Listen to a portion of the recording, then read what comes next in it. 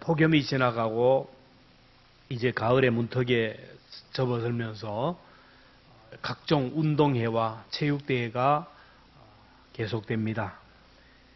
운동 안 하다가 갑자기 운동을 하면 사람들이 이제 근육을 다치고 몸을 다치게 됩니다. 우리 운동선수들이 운동을 잘해서 스타가 된 사람들의 몸값을 우리가 보면 상상을 초월합니다. 축구선수인 호날두는 산유국 사우디아라비아에서 스카우트해서 뛰는데 그 축구가 아주 후진국인데 돈 보고 가서 뛰는데 연봉이 2,826억, 역대 최고 기네스북에 올랐습니다. 뭐 놀라지도 않아요. 2,826억. 1년 연봉이 그렇다니까. 1년 연봉. 한 달이면 얼마입니까? 뭐 280억이에요. 하루면 얼마입니까? 뭐 이렇게 들어가야 돼요. 또 메시도 미국에서 뛰고 있는데 연봉이 725억. 역시 놀라지 않아요. 손흥민 선수가 153억. 그래서 운동을 잘해서 연봉이 수천 수백억을 받는 사람들에 대해서 성경은 말씀합니다. 육체의 연단은 약간의 유익이 있으나 그들이 받는 연봉들, 그들이 받는 모든 유익들이 약간의 유익이 있다. 장차 천국에서 얻을 영광과는 좋게 비교가 안 된다. 우리가 운동을 연습하고 열심히 육체로 연단하면 몸이 건강해요. 그리고 좀 열심히 운동하면 명예도 따르고 부도 따르고 사람들에게 박수를 받습니다. 그러나 그것은 약간의 유익이 있다. 그러나 경건은 범사에 유익하니 금생과 내생에 약속이 있느니라. 경건 훈련 잘하면 이 세상에서도 좋고 죽어서도 영원히 좋다라는 거예요. 이 세상에서 행복하게 살고 다음 생에서도 행복하게 산다라는 거예요. 이게 진짜 복인 줄로 믿습니다. 부자와 나사로의 비유에서 이 세상에서 아무리 부자로 살았으면 뭐합니까? 죽어서 지옥에서 고통당하는 인생 불행한 일이에요. 여러분 어떤 사람이 불행한 사람이냐? 이 세상에서 가난하게 병들고 지질이 고생하다가 죽어서도 지옥 가는 사람. 참 불쌍한 사람이에요. 비록 이 세상에서 가난하게 살고 몸이 불편하게 살고 뭐 그렇게 하다 하더라도 죽어서 천국에서 영원히 행복하게 사는 사람. 이게 또 행복입니다. 그래서 주님은 금생과 내생에 약속이 있는 이 세상과 다음 세상에서 영원히 행복한 삶을 살기 원하느냐? 경건을 연단하라. 예수 잘 믿고 신앙생활 잘 하면요. 이 세상에서도 좋고 천국에서도 좋다라는 거예요.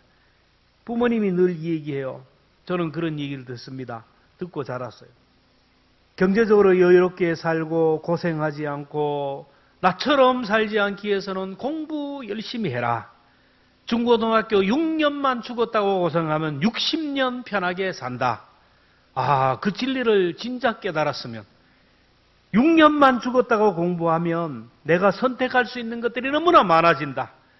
직장도 배우자도 네 미래도 의식주도 취미생활도 선택의 폭이 너무나 넓어진다.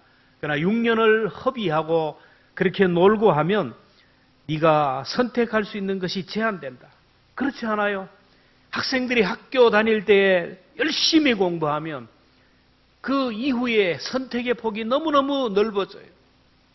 주님도 오늘 우리에게 영혼이 잘 되기 위해서는 경건을 연단하라고 합니다. 오늘 7절, 8절에 보면 망령되고 허탄한 신화를 버리고, 이 망령되고 허탄한 신화가 오늘 또 우리에게 있어요. 우리를 미혹하는 것들, 우리의 발목을 잡고 우리로 예배하지 못하게 하고 말씀 읽지 못하게 하고 우리로 하여금 기도하지 못하게 하는 망령되고 허탄한 것들. 여러분 집에 가면 텔레비라는 것이 있어요.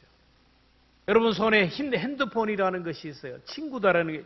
이 망령되고 허탄한 것들 버리고, 이런 것들을 버리고 경건에 이르도록 내 자신을 연단하라. 육체의 연단은 약간의 유익이 있으나 경건은 범사에 유익하니 금생과 내생에 약속이 있다.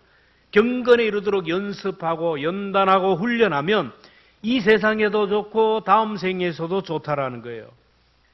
요한삼서 1장 2절로 내 영혼이 잘된 같이 내가 범사에 잘되고 강건하게 된다. 먼저 내 영혼이 잘 되어야 모든 것이 잘 되는 거예요. 영혼이 잘 되는 훈련. 내 영혼이 건강하게 되고 내 영혼이 자유하고 내 영혼이 복되게 하는 훈련을 잘하면 범사가 잘 된다라는 거예요. 자, 우리가 경건에 이르도록 우리가 힘써야 하는데, 그러기 위해서 먼저 영적인 체격과 체력이 있어야 돼요. 우리나라가 신장이나 신체 조건이 체력적으로 유럽에 비하면 떨어져요. 외국 선수들과 비교하면, 특별히 유럽 선수가 비교하면 고목나무의 맴이에요. 게임이 안 되죠. 그래서 먹지 못해서 가난해서 신장 체력도 약해서 올림픽 금메달 생각도 못했어요. 제가 어릴 때 양정모 선수가 레슬링 하나 금메달 따고 나서 이야, 그날 하루 종일 양정모. 근데 지금은 금메달 따도 땄나? 이렇게 돼요. 먹지 못해서, 가난해서, 신체 조건이 약해서 운동 경기에 나오면 게임이 안 됐어요. 그래서 우리나라는 먹고 사는 문제가 아주 절박한 민족이에요. 한이 되었어요. 그래서 모든 것을 먹는 것으로 얘기합니다. 새해가 되면 1살 먹었다. 아침에 일어나면 만나면 진지 드셨습니까? 딸을 결혼시킬 때 딸 치운다. 밥통 하나 치운다. 먹고 살기 힘드니까 딸 치운다 그래요. 고생할 때는 애 먹었다. 기분 나쁘면 너 몇 살 먹었어? 화가 나면 너 맛 좀 볼래? 한 방 먹을래? 국물도 없다. 키가 크면 싱겁다. 또 좀 인색하면 짜다. 자기에게 기분 나쁘게 하면 밥맛 없다. 정신이 좀 이상하면 맛이 갔다. 좀 쉬운 일을 만나면 식은 죽 먹기다. 불로소득이 생기면 웬 떡이냐? 낙방하면 물 먹었다. 죽으면 밥술 나왔다. 먹고 살기 힘든 우리 민족이 이 모든 것을 먹는 것으로 이렇게 이 헝거리 정신으로 얼마나 열심히 있어요. 우리 할아버지 할머니 세대가 얼마나 열심히 일해서 가난을 대물림하지 않고 이 아픔을 대물림하지 않고 열심히 일해서 산업국가가 되고 이제 먹고 사는 문제가 해결이 돼요. 너무 잘 먹어서 문제고 너무 잘 먹어서 병이 드는 그런 시대가 되었어요.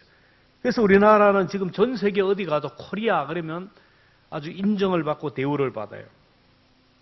먹는 것과 키와 체력이 같이 나타나요. 조선시대 우리 남자 평균 기온이 평균 키가 162에서 164, 여자가 150에서 153.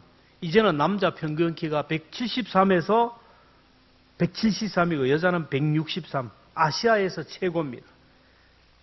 요즘 아이들이 얼마나 덩치가 좋은지 몰라요. 체력도 좋아요. 경제가 발달하면 신장 조건도 체력도 같이 올라가요. 월드컵 4강, 올림픽에 나가면 상위권에 듭니다. 우리의 영도 마찬가지로 잘 먹어야 되고 그래야 건강하고 영적으로 체력도 키울 수 있어요. 건강한 체력은 하나님의 말씀, 영의 만나를 잘 먹어야 돼요. 6절에 보면 내가 이것으로 형제를 깨우치면 그리스도 예수의 좋은 일꾼이 되어 믿음의 말씀과 내가 따르는 좋은 교훈으로 양육을 받으리라. 믿음의 말씀 그리고 좋은 교훈으로 양육을 받는다는 것은 하나님의 말씀으로 양육을 받고 하나님의 말씀을 잘 섭지해서 영적으로 성장하고 성숙하라는 거예요. 꽃이나 식물에 여러분 물과 영양분이 들어가지 않으면 시들시들해집니다. 우리의 영도 하나님의 말씀을 먹어야 성장하는 거예요. 로마서 10장 17절은 믿음은 들음에서 들음은 그리스도의 말씀으로 말미암다. 말씀을 자꾸 들어야 믿음이 생겨요. 예배 시간 주일날 예배 1시간 와서 참석하는 것으로 믿음이 온전할 수가 없어요. 그래서 주일 오후에도 수요일도 말씀을 들어야 되고 집에서 말씀 묵상을 해야 되고 성경 공부를 통하여 말씀을 공급받아야 영원히 자라요. 요한계시록 1장 3절에 보면 이 예언의 말씀을 읽는 자와 듣는 자와 그 가운데 기록한 것을 지키는 자는 복이 있다. 읽는 자는 단수로 되어 있어요. 여러분 집에서 가정에서 말씀을 읽는 자, 듣는 자는 복수로 되어 있어요. 공동체에서 하나님의 말씀을 듣는 걸 의미합니다. 올해가 다 가기 전에 전 교인 성경 필사를 계획합니다. 우리가 한 번 필사를 했는데 오늘 나가면서 여러분 내가 성경 필사를 하겠다. 내가 어떻게 창세기부터 끝까지 쓰냐? 그게 아니에요. 우리 전 교인이 우리 아동부, 중고등부 모든 교인들이 다 이제 동참해가지고 그러면 그걸 가지고 n분의 1로 나눕니다. 그러면 나에게 성경 5장이 될 수 있고 10장이 될 수 있고 성경을 기록해서 내면 그걸 모아서 성경을 만듭니다. 그럼 우리 교회사가 이래 한 번 필사했기 때문에 거기 교회사가 오래 가면 내가 쓴 성경 글씨가 그게 다 기록이 되어 있어요. 여러분이 세월이 흐르고 10년, 20년, 100년 누가 내 글씨를 기록해주고 이걸 보존하겠어요? 그러나 100년, 200년 가도 여러분의 글씨가 다 기록이 돼요. 보존되는 거예요. 성경 필사에 여러분 이름을 꼭 기록하셔서 정성을 다하여 기록해서 성경을 한 권 만들 수 있는 그런 시간이 되었으면 좋겠습니다. 성경을 읽으면요, 마음이 짜증이 나는 사람이 있나요? 성경 읽으면서 뭐 이런 게 다 있노? 스트레스 받아. 안 그래요. 성경을 읽으면 마음이 뿌듯해지고요. 정서적으로 살찌고 영적으로 성장하는 걸 느껴요. 이 하나님의 말씀은 여러분 소설이 아닙니다. 에세이가 아니에요. 하나의 시도 아니고 교양 도서가 아니고 살아있는 말씀. 살아있는 말씀을 대하다 보면 살아있는 말씀이 내 속에 역사해요. 히브리서 4장 12절 말씀 함께 읽습니다. 시작. 하나님의 말씀은 살아있고 활력이 있어 좌우의 날새는 어떤 것보다 예리하여 혼과 및 관절과 골수를 찔러 쪼개기도 하며 또 마음의 생각과 뜻을 판단하는 죽은 물자가 아니에요. 살아있는 말씀이에요.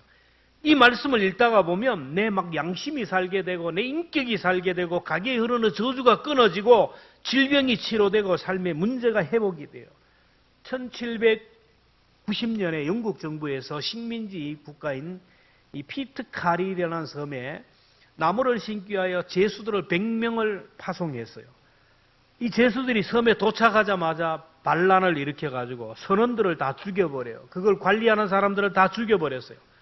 자기들끼리 그 절의 고도에서 원주민 여자와 동거하면서 생활하기 시작합니다. 영국 정부는 나폴레옹과의 전쟁 때문에 그 섬에 대한 것을 다 잊어버리고 거기에 신경 쓸 여지가 없었어요. 그러고 다 잊어버렸어요. 그리고 30년이 지난 후에 어느 날 배가 그 섬을 지나가다가 그 섬이 지상낙원이 된 것을 발견합니다. 도둑도 없고 감옥도 없고 술도 없고 말 그대로 천국이 되었어요. 모든 사람이 일하는 기쁨으로 살아가요. 주일이면 모든 주민이 교회에 와서 예배드리며 하나님을 찬양합니다. 그 섬의 지도자가 존 애덤스라는 노인 목사입니다. 이 섬의 주민들이 30년 비하인드 스토리를 얘기하는데 그들이 반란을 일으킨 다음에 관리도 죽이고 모든 사람을 다 죽이고 자기 속에는 옳은 대로 그저 술 취함과 방탕함에 술 만드는 기술은 또 가져가서 술을 만들어가지고 술에 취해서 서로 방탕하면서 싸움이 끝일 날이 없고 매일 사람이 막 죽어나가는 거예요. 반복된 어둠과 혼돈의 시작이에요. 그 가운데 애담서라는 사람이 기가 막히는 거예요. 그도 술 마시고 싸우는 일에 방탕하는 일에 살았는데 이러다가는 우리 주민들 다 죽어나가겠다. 아이들마저 죽어나가겠다라는 생각이 들었어요. 그러다 보니 옛날 믿음의 가정에서 자란 자기 자신을 생각합니다. 어머니가 자기에게 주었던 책 하나를 기억했어요. 그 책이 지금도 있을까 하고 가방을 뒤져봤는데 거기에 성경이 그대로 있었어요. 애덤스는 무릎을 꿇고 그 성경을 읽기 시작합니다. 성경을 읽다 보니까 살아계신 하나님의 말씀이 애덤스의 죽어가던 양심을 깨우치기 시작하는 거예요. 애덤스의 영혼을 깨우치기 시작합니다. 눈물을 흘리기 시작합니다. 애덤스가 변화가 돼요. 그는 남은 사람들에게 복음을 전하면서 해결을 공고합니다. 그리고 아이들에게 성경을 가르치며 글을 가르쳐요. 무정부성부 상태의 섬에 예배당이 세워지고 학교가 세워져요. 애덤스는 섬의 목사요 왕 같은 존재가 되었어요. 야만의 절대 절의 고도에 복음의 꽃이 피었어요. 지옥이 천국으로 변했어요. 성경 한 권이 한 인생을 변화시키고 그 인생이 그 사람들을 변화시켰다라는 거예요. 여러분, 사람들은 내 인생이 왜 이래? 내 팔자가 왜 이러냐? 부모 잘못 만나 그리고 내가 환경이 그랬다고. 여러분, 환경이 문제가 아니고 오늘 내가 문제입니다. 내가 은혜 받으면, 내가 변화되면 모든 것이 변화가 돼요. 성경에 보면 변화는 내가 변화되지 않으면 절대로 변화가 되지 않아요. 내가 변화의 주체가 되어야 됩니다. 저는 새벽마다 기도할 때 막 이기적인 기도가 나올 때가 있어요. 막 다른 분들을 위해 기도하다가 하나님, 저에게 은혜만 주면, 제가 은혜 받으면 교인들이 다 변화될 텐데. 그래서 어느 순간 이기적이지만은 공동체를 위해서 그런 기도, 하나님, 저에게 은혜를 주십시오. 저에게 은혜를 주시면 성도들이 은혜를 받고, 저에게 은혜가 있으면 교회가 새로워지지 않습니까? 저에게 은혜를 달라고. 여러분, 교회의 리더인 여러분들이 먼저 말씀으로 은혜를 받고 변화되면, 말씀으로 변화되면 여러분의 가정이 변화되고 자녀들이 변화가 되고 우리 교회가 변화돼요. 하나님의 말씀, 이 가을에 한번 펼쳐보시기를 바라고, 말씀을 펼칠 수 있는 혁명이 일어나기를 바라고, 예수 믿는다고 하면서 신앙생활 한다 그러면서 성경을 펼칠 수 있는 능력이 없다면 그 어떻게 천국 가겠어요? 여러분, 성경을 펼칠 수 있는 능력이 없이 어떻게 천국 문이 열리겠어요? 성경을 펼칠 수 있는 능력을 달라고 기도하고, 성경을 읽을 수 있는 능력을 달라고 기도해요. 성경을 펼치지 못하는 사람이 어떻게 천국 문을 열겠습니까? 이 가을에 쌓였던 그 먼지를 털어버리고 말씀을 펼치고 말씀을 읽을 수 있는 여러분 되기를 축복합니다. 두 번째, 경건에 이르기 위해서는 영적인 기본기를 배워야 돼요. 저는 운동은 다 조금씩 합니다. 탁구도 조금 하고 배구도 조금 하고 축구도 조금 하고 근데 잘하지는 못해요. 왜 그럴까? 전문가에게 배우지 못해서, 기본기를 배우지 못해서요. 그저 등너머로 배우고 엉터리로 배우고 내 방식대로 하기 때문에. 여러분, 기본기가 없으면 운동이 아무리 열심히 해도 한계가 있어요. 어느 정도는 되지만 그 정도를 넘어가지가 않아요. 우리나라 선수들이 스포츠로 세계 위상을 높인 선수들을 보면 전문가에게 기본기를 배웠어요. 외국에 가서 전문 트레이너에게 이렇게 개인 교습을 받으니까 그렇게 되는 거예요. 우리의 믿음도 마찬가지입니다. 지가복음, 자기 소견에 옳은 대로 믿고 내 경험으로, 내 생각으로 신앙생활을 하면 발전이 없어요. 우리 교회는 역사가 40년이 되어서 거의 당대 신앙이 많아요. 내 대에 예수 믿은 사람. 그래서 내가 우리 교회에 나가면서 선배들을 못 본 거예요. 그러니까 내가 옳은 줄 알아요. 이만하면 되는 줄 알아요. 이게 교습을, 기본기를 못 배워서. 역사가 오래 있는 교회는요, 할아버지를 통하여, 아버지를 통하여, 선배를 통하여 배웠기 때문에 기본기가 있어요. 그래서 우리는 좋은 전통을 만들기 위해서 기본기를 내가부터 배워요. 나부터 기본기를 배워야 돼요. 신앙의 기본기, 이 배우면 시간이 지날수록, 세월이 지날수록, 신앙의 연륜이 지날수록 영적인 능력이 나타나고 신앙의 기쁨이, 파워가 생겨요. 새 가족을 누가 전도하느냐에 따라서 그 새 가족이 기본기를 어떻게 배우느냐에 따라서 새 가족의 신앙이 달라져요. 아이고, 당신은 새 가족이니까 주일 한 번만 나오면 돼. 아이고, 안 해도, 헌금도 안 해도 돼. 그러면요, 새 가족은 기본기가 그렇기 때문에 신앙이 자랄 수가 없어요. 신앙의 기본기를 제대로 배우는 사람은 신앙이 부쩍부쩍 자랍니다. 이런 기본기가 없는 사람은 초보 단계에서 벗어나지 않아요. 그래서 아무리 예수 믿은 지 오래되어도 늘 그 자리, 그때 그 자리, 성장과 성숙이 없어요. 자, 신앙의 기본기가 무엇입니까? 여러분, 신앙의 기본기 오늘 몇 가지를 말씀드리는데, 첫째, 1단계가 뭐냐면, 초보 단계가 예배에 참석하는 겁니다. 예배 참석. 주일 예배, 찬양 예배, 수요 예배, 공적 예배에 참여하는 거, 신앙의 기본기. 이 기본기가 안 되면 아니에요. 아무것도 아니에요. 2단계가 뭐냐면 성경을 읽는 것입니다. 집에서 성경을 읽고 말씀 묵상을 하는 것. 2단계입니다. 신앙의 3단계가 기도 생활이에요. 새벽 기도, 중보 기도, 개인 기도, 어디서든지 기도하는 거예요. 4단계와 봉사와 섬김입니다. 5단계가 가장 높은 단계인 전도하는 거예요. 이 자동차에 비교하면 요즘은 뭐 전부 다 오토로 가지고 그냥 밟기만 하면 돼. 옛날에는 1단, 2단, 3단 넣어가지고 다닐 때가 있어요. 근데 기아 변속을 할 때 1단을 넣고 2단을 넣고 3단을 넣고 이렇게 넣어야 돼요. 하나님은 오늘 우리를 통하여 그리스도인으로서 신앙의 대로를 달리기를 해요. 1단 놓고 달려봐야 어떻게 합니까? 소리만 요란하지 안 달려요. 2단을 놔야 그 다음에 또 돼요. 3단 놓고 4단 놓고 5단 다 놓으면 마음대로 달려요. 1단 놓고 달리니까 기계가 고장이 나는 거예요. 예배에 출석하는 사람에게 봉사하십시오, 전도하십시오. 그러니까 예배 출석가 1단 놓고도 갤갤거리는데 어떻게 달립니까? 무리가 가죠. 1단, 2단도 없이 3단 놓고 가려고 하니까 시동이 꺼져요. 예배와 성경 읽는 것이 있어야 기도가 돼요. 예배도 안 되고 성경 읽지도 안 돼. 기도합시다. 그러니까 기도하면 졸리는 거죠. 안 되는 거죠. 시동이 꺼져요. 왜 기도가 안 되느냐?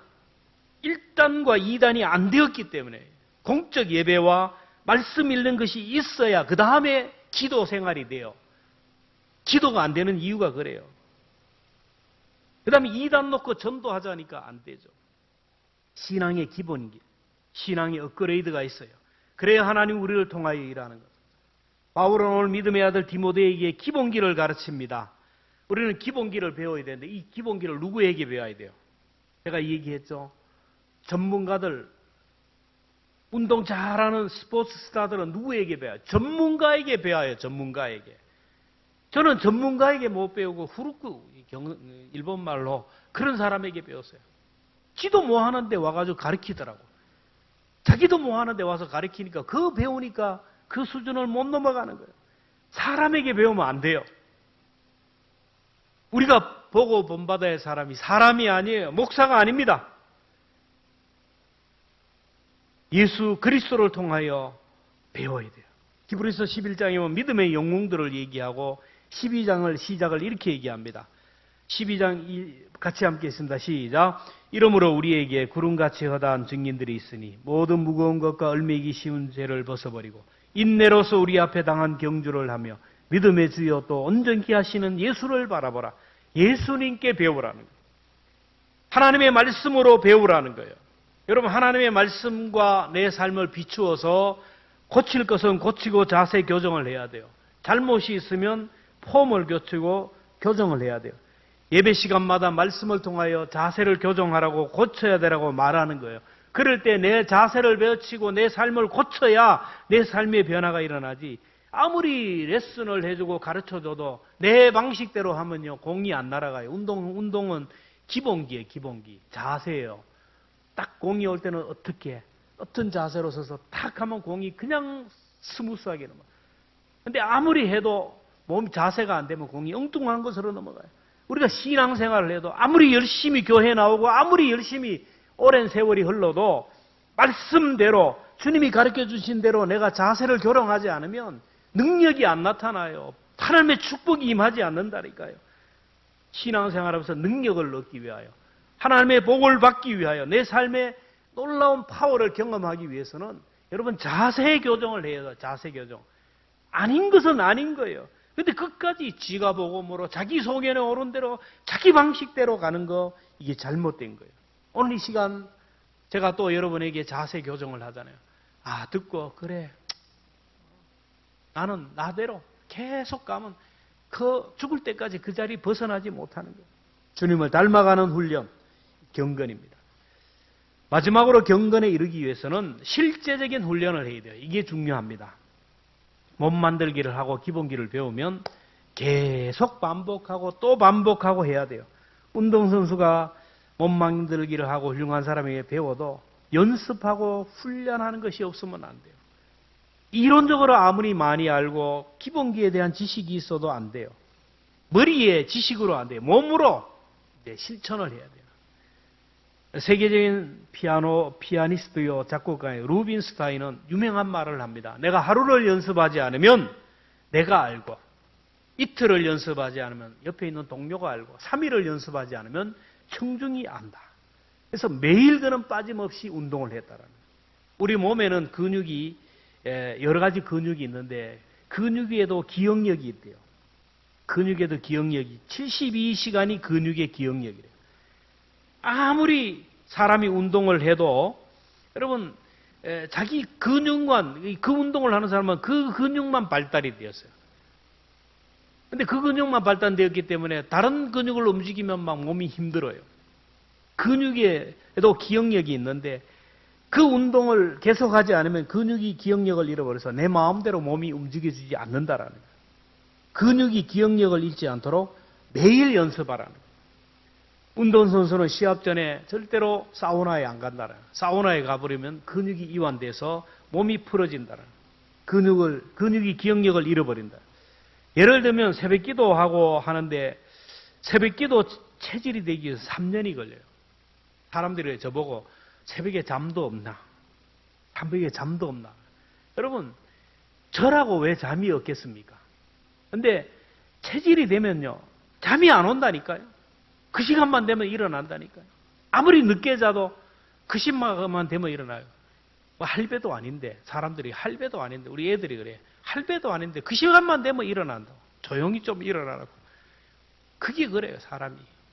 이 체질이 이렇게 그래요.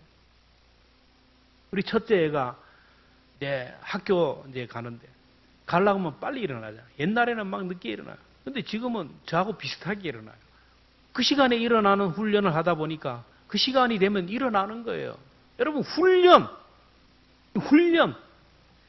반복적인 훈련을 통하여 새벽 체질로 변화되면 그 시간이면 일어나요. 1만 시간의 법칙이 있어요. 무슨 분야이든지 그 분야에서 1만 시간만 투자하면 매니아가 된다. 1만 시간이면 하루에 3시간씩 해서 10년이에요. 어렵습니까?